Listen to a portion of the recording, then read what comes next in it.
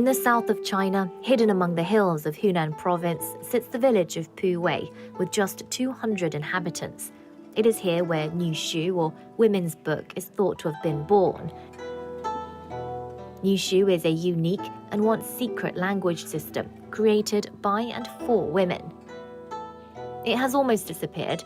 To keep it alive, Huxin has dedicated her life to studying the characters. Unlike Mandarin, Nüshu is written in a rhombus shape. The characters are elongated, the lines are gracious like a woman. There are only 4 basic elements: dots, then vertical sloping and arched lines. Spoken Nüshu sounds like the local dialect, but only the guardians of the language can still read and write it.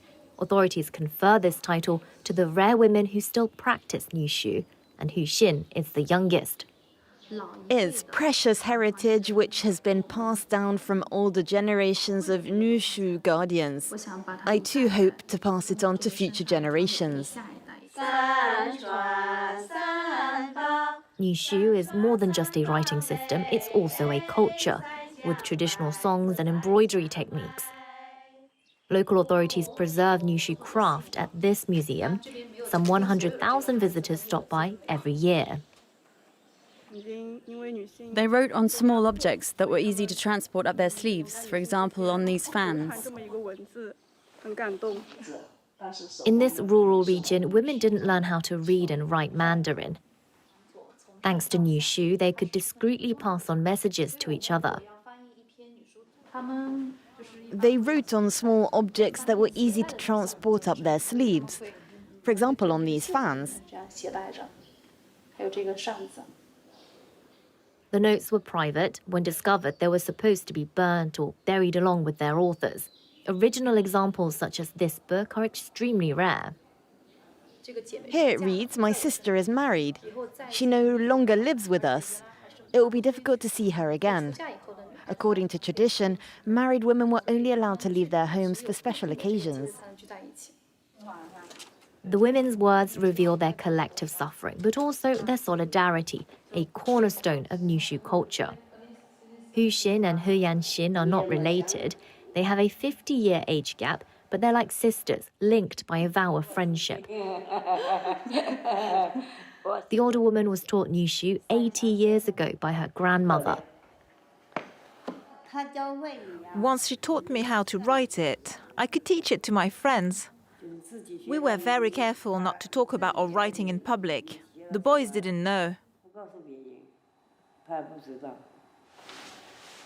The two women meet once a week. They catch up, read, and sometimes write a few lines.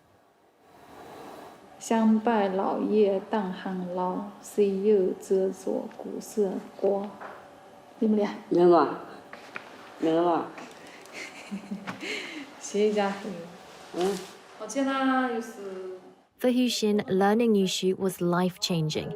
It gave her the courage to leave her husband in a rural region where divorce is still frowned upon. While studying Nüshu, I realized that women should be independent and have the right to make their own choices. My ex-husband and I didn't get along very well, so I decided to end our marriage. Nüshu education is now supervised by local authorities. At the museum, Hume Yue teaches students from the region.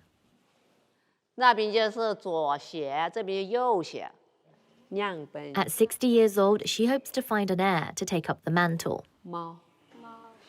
You have to work very hard to have the honor of becoming a Nüshu guardian. You must master writing, singing, and reading.